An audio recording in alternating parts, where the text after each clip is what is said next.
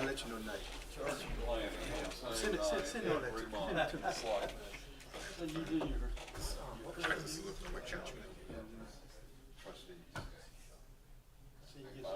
got worried it was the big thing here, right?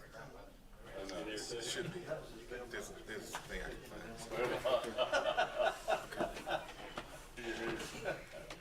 You don't have extra copy of what that we're in at. I left mine on the table. Put your lights on.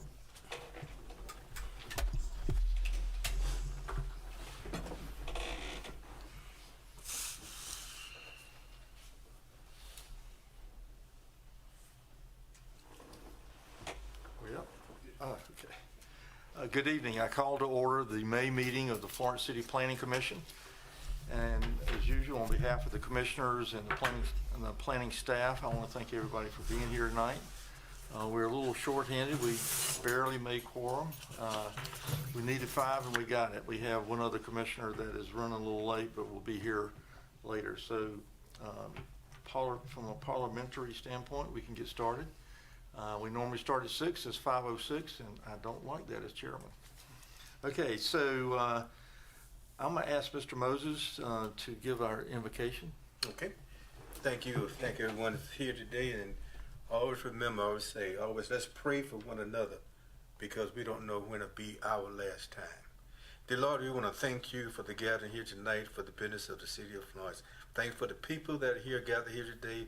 Bless every home. Bless everyone to have the safe trip back home. These are the blessed in your name. Amen. Amen. Thank you, Mr. Moses.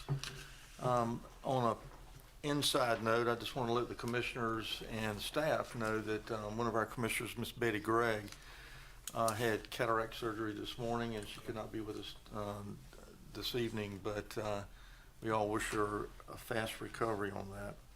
All right, the first item on the agenda is approval of last month's minutes.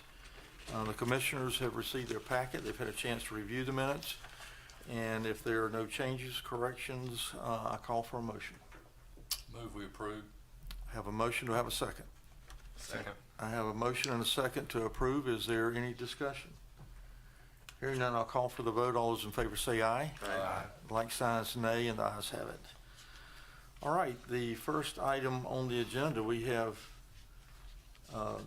the big man on this one tonight. This is PC 2024-11. I didn't mean that physically. I'm working on it. Mr. Dudley, staff report, please. Thank you, Chairman. If I could get the PowerPoint pulled up here. There we go. So, as you recall, during our last meeting, we discussed the tattoo ordinance changes, and we had a little bit of conflict. I thought that we could clarify the ordinance a bit, so Planning Commission deferred it such that staff could have a chance to rework it a bit. So, I'm going to go through the changes and along the way explain the difference between or what specialty uses are versus the tattoo facilities. So originally tattoo facilities were lumped into the specialty use category as well as having their own category. So it really led to a lot of confusion and a lot of, I guess, double kind of regulation put on them. So what we've done is in the use chart, originally, tattoo facilities were only allowed in the commercial general as a conditional use. And what we've done is we've put them in there as the same areas that a specialty use would be allowed. So as you can see, a few lines just above where the tattoo is listed, the specialty uses are listed, and it shows under those 4 categories, which would be the commercial general, the central business district, the activity center, and the destination services, which are all commercial districts. We've changed it to also include, as you can see in the red there, where we added the central business district, the activity center, and the destination services zoning districts to allow the tattoo facilities. Jerry, you can't zoom on this table, can you? I cannot. Okay. We have several commissioners that don't have their package. Oh, sorry. That's not your fault. That's all right, I've got it over here. Okay, I can look down. all right. Okay. Oh, yeah, okay. So specialty uses, I'm gonna skip one here. So specialty uses are defined as, it means a commercial use that tends to be an indicator of urban blight, particularly when located in close proximity to established residential areas. And this phrase includes, but it's not limited to, and originally it included tattoo parlors. We have taken that out of specialty uses. But it also includes shops where smoking, tobacco, and other products is permitted, such as a cigar shop or a hookah bar. Shops that principally sell paraphernalia associated with the illicit drug use. It goes on to explain that. Consignment stores, thrift stores, retail stores that stock some sexually related goods, but not to the volume of where they're classified as a sexually oriented business. Movie retail stores and theaters that offer sexually explicit movies, but not at the volume where they are classified as sexually oriented businesses. Pawn shops, bail bonds, payday loans, and check cashing stores, and title loans. And the restrictions put on these try to prevent an accumulation or a high density of these uses put together. And we'll go over some of those regulations and how they are changed a little bit with the tattoo facility. So this is the current definition in our zoning ordinance. We are proposing to take tattoo parlors out of this and give them or update their own set of conditions so that they kind of have a mixture of the specialty use restrictions as well as some of their own. The tattoo facility is defined as a tattoo facility means any room, space, location, area, structure, or business, or any part of these places where tattooing is practiced or where the business of tattooing is conducted. That's the existing definition, and we're proposing no change to that. I'm going to back up here. So currently, specialty uses are permitted if it is demonstrated that in the central business district, the use is located within a building that contains spaces devoted to at least 2 businesses other than the specialty use. So that's like a strip mall. So it would have to be in a strip mall where there are other uses in that. And there's no more than one specialty use within a radius of 300 feet. So again, this spaces them out so that they're not accumulated. And security measures associated with the use do not include metal bars or roll-down shutters over the doors and windows. And then in the CG, Commercial General, Activity Center, Destination, Select Use Districts, again, there's no more than one specialty use within a radius of 750 feet, and the use is located within a retail center that contains spaces devoted to at least 2 businesses other than a specialty use, and again with the security measures. That applies to the specialty uses. So originally that applied to tattoo parlors as well as all of the tattoo requirements as well, because it had them kind of double listed. So what we are proposing is, as you see here under S in our conditional uses, tattoo facilities are permitted if it is demonstrated that. And in one, it essentially says that they have to abide by all state requirements. So the state has certain restrictions on tattoo facilities with regard to the distance they have to be. They have to be 1,000 feet from a church, school, or playground, and it defines that distance. We're proposing to also take, and these would be conditionally required within those districts as outlined before, that there's no more than one tattoo facility use located within a radius of 750 feet. So that takes one of those specialty use items and applies it here.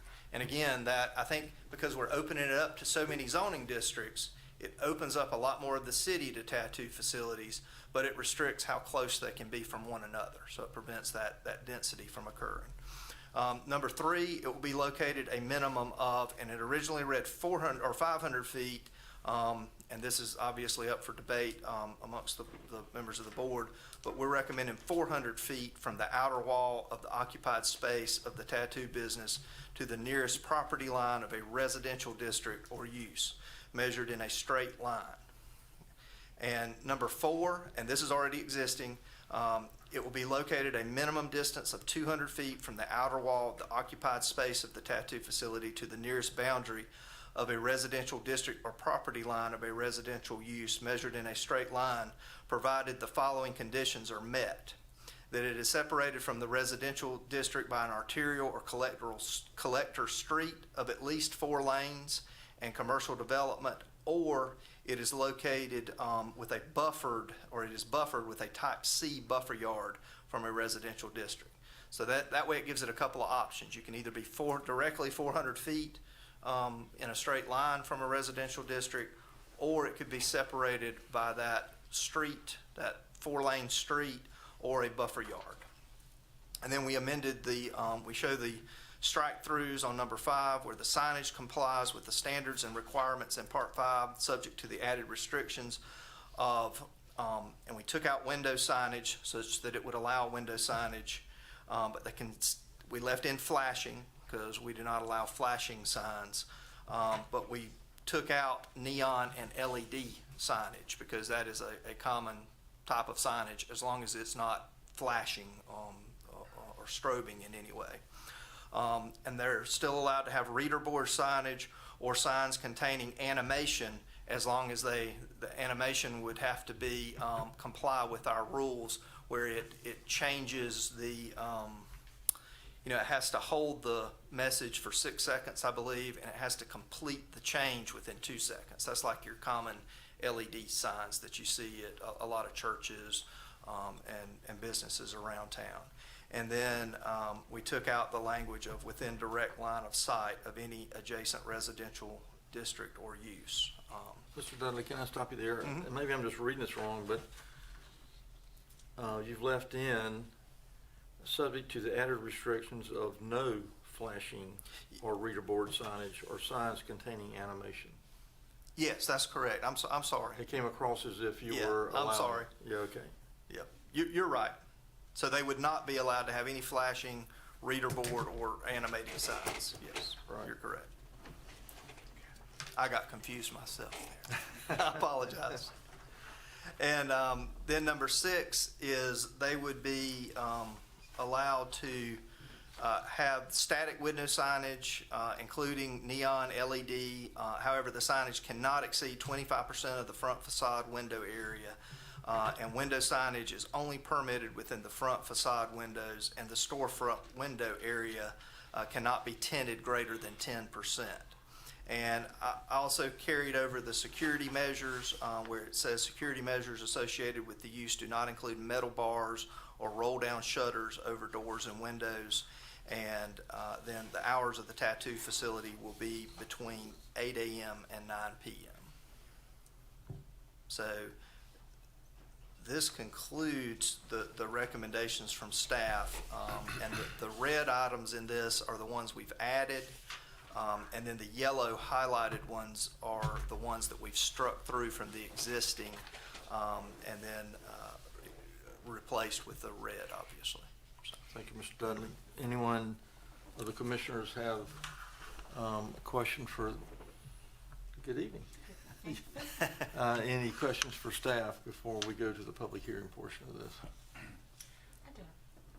Please. Why did you recommend there's no more than one tattoo facility use located within a radius of 750 feet? Why is that? I pulled that directly from the specialty uses category, and it's to prevent an accumulation or a density of tattoo parlors in one given location, so that they're kind of spaced around the district, or it creates a spacing of them. That was my reasoning, or our staff's reasoning, yes. Thank you. Do you know what the state requirement is on that? Does the state have a distance? I don't think between tattoo facilities, they do not. They do Okay. require them to be a certain distance from the churches, schools, and playgrounds. Yeah, okay. Any But other not from each questions other. for staff?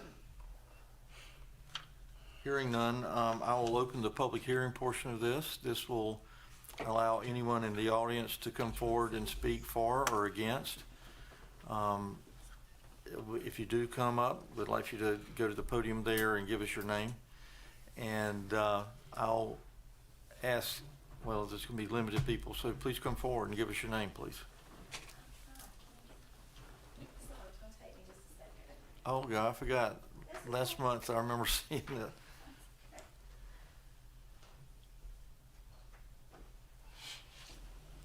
So my name's Katrina Perry, and I'm the owner of Dreaming Ink, or partial owner of Dreaming Ink Tattoos. We just opened recently. I do have some questions for you. So one, I want to tell you thank you for looking at those and making suggestions. But as Shalonda had mentioned, you know, I also wonder, why do you want to keep a space between the 750, you know, why is that a space requirement issue and safety concern? I brought that strictly over from, it was originally categorized as a specialty use in our originally adopted ordinance, and that was one of the requirements in the specialty uses. And in order to blend the two, but in order to also open it up to other zoning districts, I brought it over. But obviously, you know, that was the direct language from that section of code. And, you know, if justified, that could be reduced in some way, obviously. Is there any way that you could probably maybe eliminate that? Because I don't see it as being, you know, any type of safety concern at all. I see it as actually being a barrier for us to, you know, bring more business into the city. And I'll give you an example. The state does not have any requirements, by the way, is that Seaboard Street in Myrtle Beach. They are zoned for only one particular area, and there's tattoo shop after tattoo shop after tattoo shop. Mm-hmm. They all flourish. So that would be another, you know, question I would have. Could you take that and reconsider that? Because we have a very difficult time finding places here, and we want to be able to bring money into the city. So the more limitations that we have, it's really difficult. Let me put it that way. And now tattoos are just part of the ordinary. It just is. Some people don't agree with it because of, you know, whatever issues. Mostly it's, you know, religious issues, and I'm fine with that. But again, it's just a norm these days. And so I would ask that y'all would probably, you know, at least reconsider that. And I also would like to know why is there no flashing, like an open sign? A lot of places have a flashing open sign. Why is that an issue? Flashing signs aren't allowed in the city at all. At all? At all. Because I see some. Well, then report. Especially the CBD stores, because they are like ridiculously, like, it's terrible. If you report them to us, we'll send codes enforcement. I'll send you some lists in if that's seriously like for across the board then, because I didn't realize that was across the board. It's a traffic and safety concern. Okay. Yeah, then it's DOT understood regulation there. as well. Understood there. Yeah. Okay. Is there anything else that you would like to come up here and say? Well, for the church. Excuse me, we have to have all this on the record, so there can't be communication. If you'd like to come forward and discuss that, Yeah, sure. that'd be great, because we have a recording of this, so we can have it in the minutes. And your name, sir? Brian Perry, owner of Dreaming Ink Tattoo Studio. Where it says the state is rewriting, it's already been rewritten right now. It's a bill on the governor's desk. He's waiting on the signature. As soon as he signs it, it becomes law. It's being rewritten right now as far as the church being within 1,000 feet of a school, church, or a playground. It's also being other things that are being rewritten in that same law. And it's already been formed into a bill. It's laying on the governor's desk for my master to sign. So if y'all are doing the revisions on as far as the city regulations, my personal opinion, I cut it off where it says, as long as you follow the state's laws. Y'all go into what the state laws are, but that's getting ready to change. And that's going to confuse some people that tries to open up another one in the city or whatever, because that's no longer going to be the state law. It's going to change. And like I said, it's sitting on the governor's desk now to be signed. I mean, that's the only thing that I had, that I seen. Well, let me address one thing, and you brought that up. I don't think anyone sees it as a risk. I have been told when I tried to open this one that, and I'm not going to mention any names, we have to protect the citizens of Florence. What are you protecting from? I got it in the email. What are you protecting them from? That's my question. What are you protecting them from? We are heavily regulated by the state and DHEC. What are you protecting them from? And that was from the zoning. I could go into it a lot of. Yeah. We must protect the citizens of Florence. You know, In response to what? That's when I was trying to get zoned in. It was not easy to get zoned in. Right, I but pretty much, they've made that easier, right? not then, no. I had These to fight. regulations don't help? It will help. Yeah, it will help in the future, but I'm already in now. But I had to fight to get where I'm at now because somebody up here don't like tattoos. I don't know. I know who told me that they have to protect the citizens of Florence. Yeah. And that it's a privilege for me to be able to do business in the city of Florence. No, it's a privilege for y'all to have us here because we bring a ton of money in here. And people don't just come, when they come to get tattoos, they go out and eat. They go shopping. They make it a day of it. So we bring money into the city of Florence. But for him to say that it's a privilege for me to be able to do business in the city of Florence, no, bud, rethink that. We Well, bring money here. I noted, but we obviously, there's nothing we can, Yeah. that's not on our, It was from the it's not on zone. our agenda. There's not much we can do about that. Right. I hear you, and I understand where you're coming from, but But it was hard. Yeah. And I met every qualification I had to meet by the state, DHEC, and the city of Florence, and he still didn't want to let me. He still didn't want to zone me. well, listen, Yeah, well, I hear you. I hear you. I'm bringing it up. where you need to have your discussion is with city council. Oh, I did. That's how I got in Yeah, there. That's we're how I just got a zoned. recommending body, and we Right. look what's in front of us, and, you know, it's either, we look out for the citizens and what's in the best interest, and we don't make the change, the city council does. But thank you all for coming forward, and I appreciate what y'all do.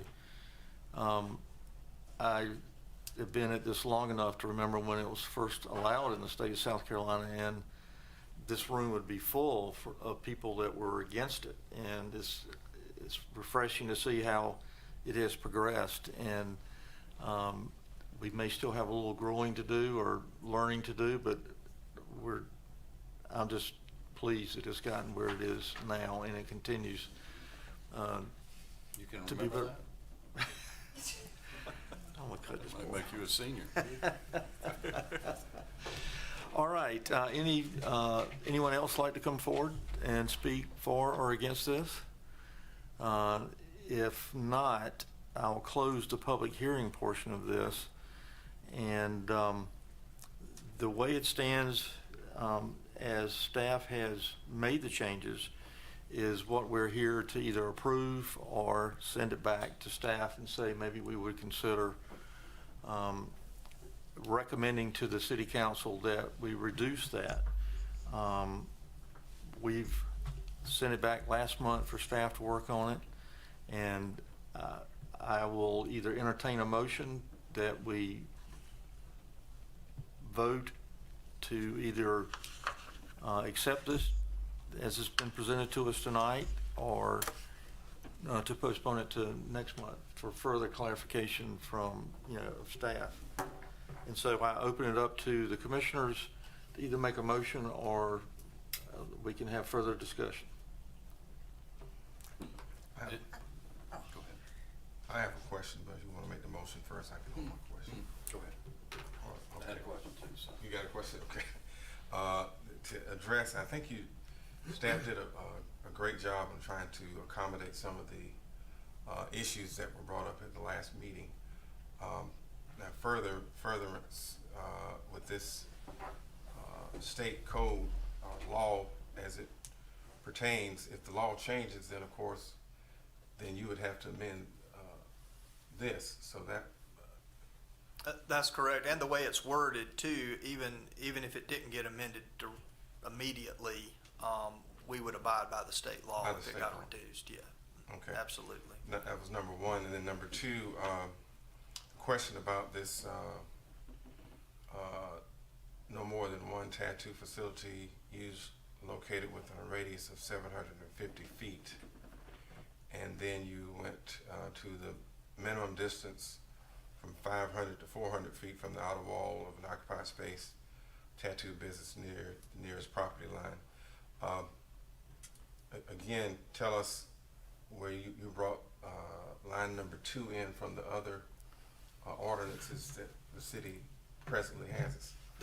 That's correct, and that's a starting point. I mean, obviously, as staff, when we're addressing issues that are adopted in the ordinance, we have to have a starting point. And that was the distance that was adopted for specialty uses. So from a conservative standpoint, I carry that language directly over. But there is some, I would agree, there seems to be some contradiction there because it's 750 feet from other establishments, but only 400 feet from a residential district. So there may be some contradiction or some conflict there. Yeah. But we had to have a starting point, and I started with what was in the code from a conservative standpoint. But Planning Commission could obviously discuss it and make some recommendations to staff. Mr. Howard, you had a question? No, it was actually about that. It was about Okay. the state, and that, so it was answered in his question. So, it appears to me that we loosened the requirements a little bit, which was what we were trying to kind of hoping for. Maybe it's not perfect, but it's better than it was. I don't think we're in the business of deferring to the state. I mean, and if something's sitting on the governor's desk, who knows how long it could sit on the governor's desk. I'm inclined to try to get this approved, and if the state changes, if he changes it tomorrow, then we're going to change automatically. So, but if we don't make these changes, then you're stuck with where it is right now, which I don't think was.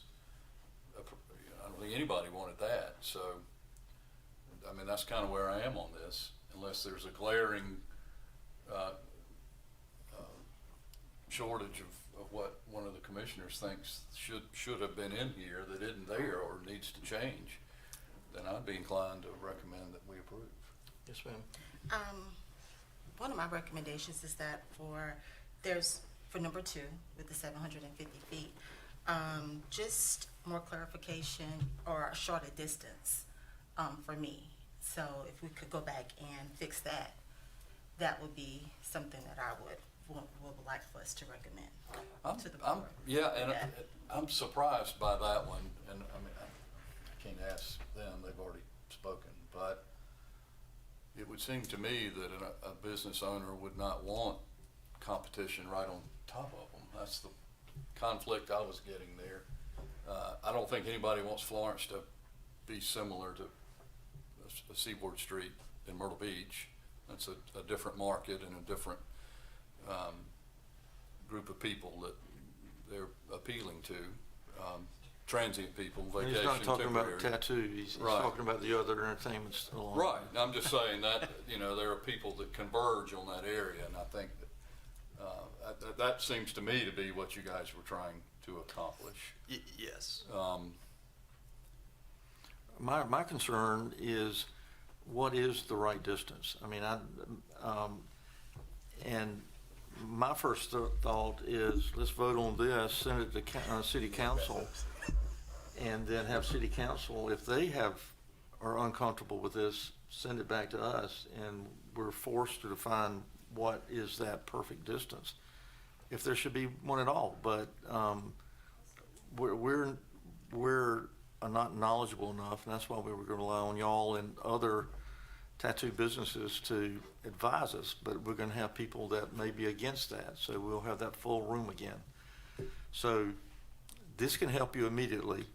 If we vote on it and it passes to go to city council,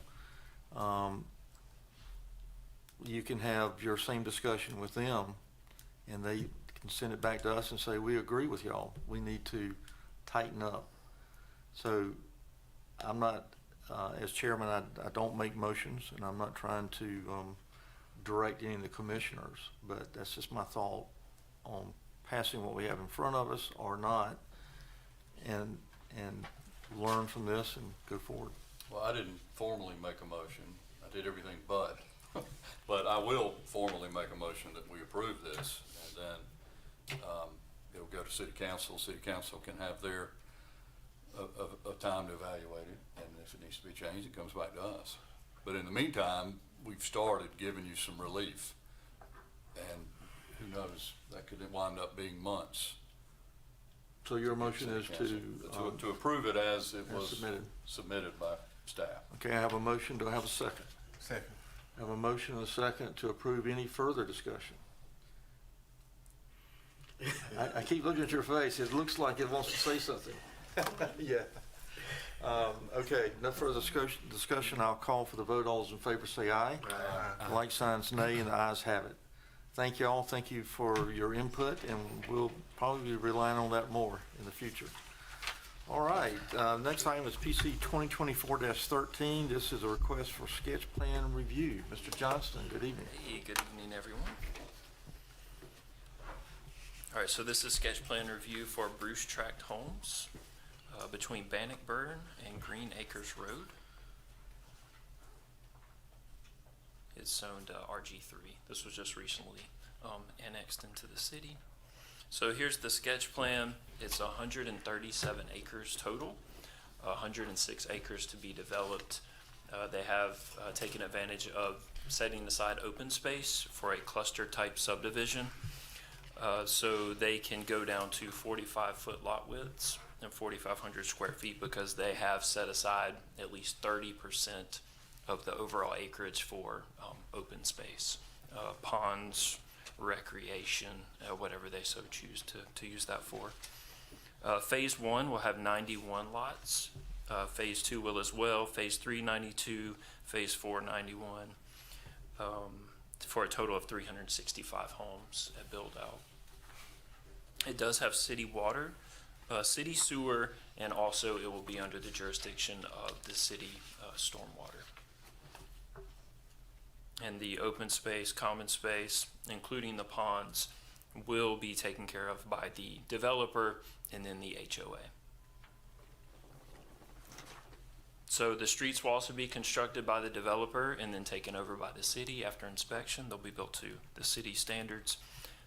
They are required to put a type C buffer yard along Bannockburn and Green Acres Road to prevent rear lot frontage and non-vehicular access to the back of people's properties, and also buffer it from traffic, lighting, all that good stuff. And the type C buffer yard, 3 canopy trees, 3 understory trees, 3 evergreen trees, and 30 shrubs. That's every 100 linear feet. So it should look pretty nice. The sketch plan is in compliance with the Unified Development Ordinance. And after sketch plan approval, they will have to go through development plan process, which is much more stringent regulations. So that does conclude staff's report. Thank you, Mr. Johnson. Thank you. This does not require a public hearing. Are there any questions from the commissioners as it relates to staff and regarding this particular? Does it have a name? Does it have a name? I'm looking. Is there a name on here? Oh, Bruce Tract Homes. Bruce Tract Homes. The owner of the property's name was Bruce. Bruce Okay. Tract Homes. I saw that. I wanted to make sure that was correct. That's right. Okay. Was the traffic study done? I know we've been having a lot of issues with traffic done. The traffic study is what we did. We did receive it. It is part of the sketch plan application. I don't remember anything being out of the ordinary, so nothing of note, but yes, ma'am, it did occur as part of the sketch plan application. Any other questions? I'll call for the vote. All those in favor say aye. Aye. Aye. Like signs nay. The ayes have it. And we'll move next to, And actually, I would like to clarify before, I believe they asked us if they could provide that at the development plan stage. So we did take that request into account, that at the development plan, they would have a traffic study. So we don't have that at this time, but we did make an agreement that we would look forward to that later. So I apologize for that. All right, I didn't even ask for discussion on that vote, so I apologize. I would be willing to back up if anyone else had further discussion, even though we have voted to approve it. Okay, thank you. I apologize for that. The next item is PC 2024-14. This is a request to rezone the parcel at 1401 Fairfax Road. Ms. Lane? I did not catch a motion or a second on that. Yeah, I don't think we actually had a motion. You just jumped to the ayes have it. Well, if we want to go back, I can do that. Who wants to? make- Okay, who wants to I make a have the motion? that we approve that sketch plan as submitted. And who wants to second it? Charlie. Okay. Any discussion? Hearing none, I'll call for the vote. All those in favor say aye. Aye. Like sign, say aye. You know, it's funny, when I did that, I thought, I went through that really quickly. Something's missing. Thank All you. right, Ms. Lane, this is a request to rezone. That's correct. This is a parcel that is located at the end of Fairfax Road at Hillside Avenue. And as you can see, it is located within the floodplain. And this particular parcel was zoned open space and recreation when the new zoning map was adopted in 2018, along with the Unified Development Ordinance. Everything else around it in that neighborhood was zoned NC 15, which is suitable for the size of the parcels and the use. Under the old zoning ordinance, under the old map, it was also zoned R1, so it was zoned for single family. So our understanding is that it probably just got sucked up into the zoning for the golf course, and because the north side of that parcel is also in the floodplain.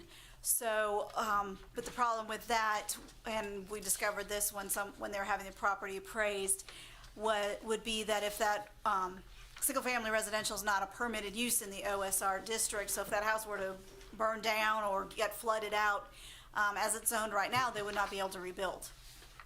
So this is just cleaning this up a little bit, and so staff recommends the NC 15, which is in keeping with the neighborhood. So that's all this is all about. So the future land use map also, we'll have to clean that up as well, because it does have it as parks and open space. And again, because it's being on the verge between the residential and the golf course. But as you can see, it is a house. It is not a creek or a golf course. So we just wanted to make sure that the property owners would be protected. So that concludes staff's report. Excellent. I wish we had more of these. Any questions? Hearing none, I will open the public hearing portion of this. If there's anyone for or against, you're welcome to come forward. Seeing none, I close the public hearing and call for a motion. Make a motion, we approve. Motion and a second? Second. I have a motion and a second to approve. Any discussion? Hearing none, I'll call for the vote. All those in favor say aye. Aye. Like signs nay, and the ayes have it. Much better, Drew, much better. Okay. PC 2024-15. This is a request for a sketch plan review. And Mr. Johnston, you see they're working double time tonight. Thank you for your patience. All right, so this is sketch plan review of Magnolia Farm subdivision, phases 6 through 9.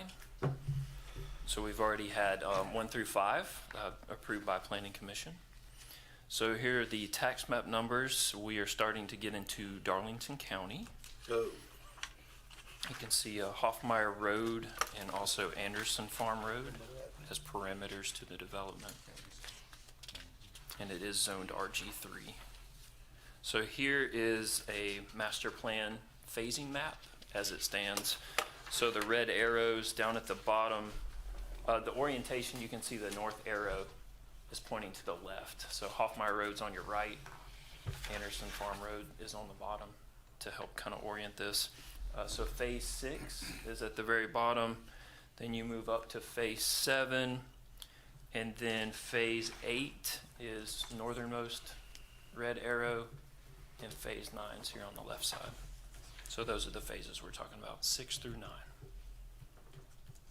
All right, here's phase 6. So it's 109 acres to be developed for all the phases. This is a continuation of Magnolia Farm subdivision, which all told approximately 300 acres, 879 lots. That's just approximate at this point. So phase 6 is 31.35 acres. This will be 78 lots. This is a conventional type as opposed to the cluster one we just looked at. This is conventional, 6,000 square foot lots, 60-foot lot widths. Again, city water, sewer, and it will be our stormwater jurisdiction. Common space, open space and ponds will be privately maintained by HOA. Also, the streets will eventually become city streets constructed by the developer. Here's phase 7. This is 80 lots on 28 acres. Phase 8. Had to think about it for a second. My Roman numerals are not strong. 25.74 acres is 83 lots. And then finally, phase 9, 24 acres at 50 lots. So the sketch plan is compliant with the Unified Development Ordinance. There are a couple of variance requests, which I'll go into on the next slide. So they're requesting a variance from the total length that a dead-end cul-de-sac can be. The code limits it to 400 feet. And on Little Jim Lane, they're asking Planning Commission to permit a 700-foot dead-end cul-de-sac length. It's a variation of about 300 feet. The reason for this in our ordinance is just to prevent how long it takes the fire truck or EMS to turn around. So the shorter distance, a smaller amount of time, they can make a U-turn. But the difference between 400 feet and 700 feet, staff feels comfortable supporting this variance request. Mr. Johnson, we had this come up, was it the last meeting or meeting before last? It does come up fairly often. I guess you have to strike the chord between, we do get this request sometimes, yes, sir. Okay, was it with the same developer that requested this last time? I don't believe so, Okay. no, sir. Okay, all right. And Glad we had some the other, flexibility. And then the other variance request is for a more acute angle for a longitudinal curve, whatever that means. So the street is only allowed to be so acute. It needs to be obtuse to just permit, safe flow of traffic. The code calls for 150-foot radii for local streets. They're requesting in a couple of locations to have a longitudinal curve of 100 feet. Staff is also in support of this. We feel that they're going to reduce the speed limit to 15 in these locations, and it may actually act as sort of a traffic calming measure. So it is a change, but we feel it's a small enough change in a couple specific locations that we feel that we can also support this request. So that does conclude staff's report. Thank you, Mr. Johnson. Any questions? Hearing none, there's not a public hearing, so if there are no questions of staff, I'll call for a motion. I got one question. I remember this going way back. Going into Darlington County now. What kind of agreement we did with Darlington County? Oh, what kind of agreement? Yeah, we're working through that now with Darlington County officials. We prior to the annexation, we contacted the Darlington County administrator and had a meeting and talked about the annexation. They were good with it, but what we've got to, it's going to be a lot of work for the city. We've got to coordinate with a lot of departments, tax assessors, police departments, fire departments, even recreation, to figure out where obviously all members of the city can participate in city recreation, but they may also be eligible for Darlington County where they reside. So we're actually working through that. with the various departments in Darlington County. They, you know, they're still a ways off from actually having residents that live in this area. So it's not quite imperative that we figure all this out, but we have started the process of working through that. There's a number of other municipalities in the state. I know Hardeeville, Columbia, Charleston, all spread into multiple counties, and we've been talking to them as well, some officials there, to see how they work through the issues as well. So, yeah, we're working through it. It's a bit complicated, but we're working through it. Okay. All right, any other questions? And this is the last phase of this project. No, sir. So what you're approving today goes, what is it, 5 through 9? Is that what Oh, it's 6 through 9. 6 through 9? Yes, And sir. how many houses is that? This will be total, Just in this phase? let's see, 50, 83, 291. Thank you. Help from the About audience. 290. Thanks, Rob. All right. No further questions. Call for a motion. Have we already done that? Move we approve. Second. You got a motion and a second. Any discussion? Hearing none. All those in favor say aye. Aye. Like signs nay. Ayes have it. Thank you. Thank you. All right. Thank you, Mr. Johnson.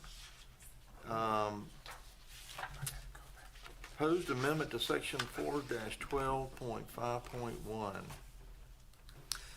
Oh, bliss. We did make some amendments to this, and a subcommittee of Planning Commission was formed to review that. I believe Elaine had emailed those out to the committee. I would suggest that we try to find a time for that committee to get together to talk with staff about the issues. One to explain some of the terminology, floodplains and edge of bank and that sort of thing, and so we could discuss that. That would be staff's request there. I think that's best. One commissioner had a pretty passionate Yeah. response to it, and I don't really know how to respond to that. You know, I almost think we're gonna have to now get in the same room and talk about it. Yeah, and we can pull up maps and we Yeah. can look at what that means. I think that would be very, So can we just charge staff with putting that together, or do we need to vote on that? I think you can just charge staff with putting that together. Done. Charged. Yeah. And I would like to, can I make one other Yeah, comment, if I may? With regards to the 400-foot cul-de-sacs, you know, we have talked about that, and the thought is that we as staff like to keep it in the ordinance because we'd rather that be the longer cul-de-sacs be the exception rather than the norm. You know, you don't want to go into a neighborhood and have 5 cul-de-sac roads going up with no connectivity. You know, and we're afraid if we outright allow it in the code that could possibly happen. However, we aren't against it in certain instances because, you know, the shape of parcels, the shape of, the geography of the land or the topography of the land, and the geometry of the streets and the lots sometimes make for a situation where a longer cul-de-sac has to occur. And, you know, we as staff, when a variance request is made, if we examine it and we find a flaw in it or some reason why we shouldn't, you know, approve that, we would make that clear to Planning Commission. So, Well, I think it has to be applied fairly, and I know you go out of your way to do that, but while one developer might be able to get it and why another one can't, I think it needs to be justified and explained, and we kind of stay within that same path or guardrail, because if you start giving it to others and not to, Sure. it's got to be justified. and we could, going forward, when the variance request, I know we sometimes make a blanket statement, but we could provide some of our justifications and support we for could. that as well. Yeah, we'd be glad to. Yeah, I mean, it'd be interesting to know a reason why you wouldn't approve it. Right. I think you could have one that's excess, that's too long, or where you know, I think we wouldn't be in favor of it if there was opportunity for connection, you know, within the neighborhood per se. But a lot of times, you know, it's up against a wetland, or, you know, it's at the tail end of the subdivision, and, you know, there's a stream or a street or another neighborhood or some reason why you can't, and it just has to occur, so, yeah. Cool. Mr. Moses, Make a motion, we adjourn. do I have a second? Second. All those in favor say aye. Aye. Ayes have it. See you Thank in you all June. for joining us. June what? June the 11th. June